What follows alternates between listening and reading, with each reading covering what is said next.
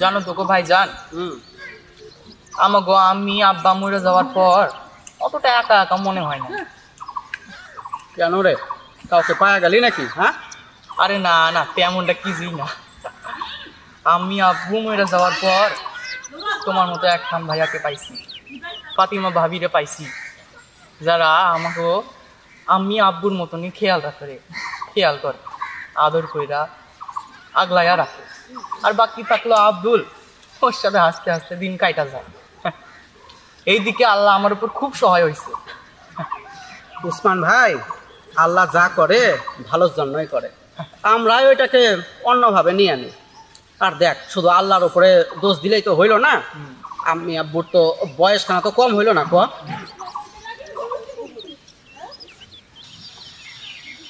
আসসালামু আলাইকুম ভাইজান। ওয়ালাইকুম আসসালাম মিয়া। এই পানে কই চললাম মিয়া?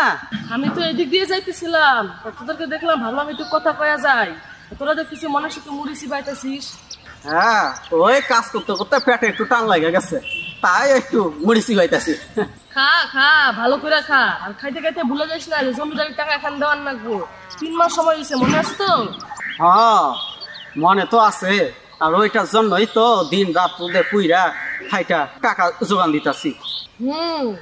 সেটা তো বুঝলাম, কিন্তু জমিদার অবজনের টাকাটা সময় মতো পাওয়া যায়।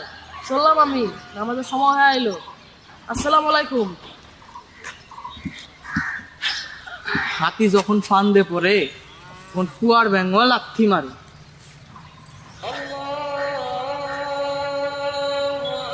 উসমান ভাইয়া, চল, নামাজের সময় হয়ে গেছে, নামাজটা সেরা ফেলি।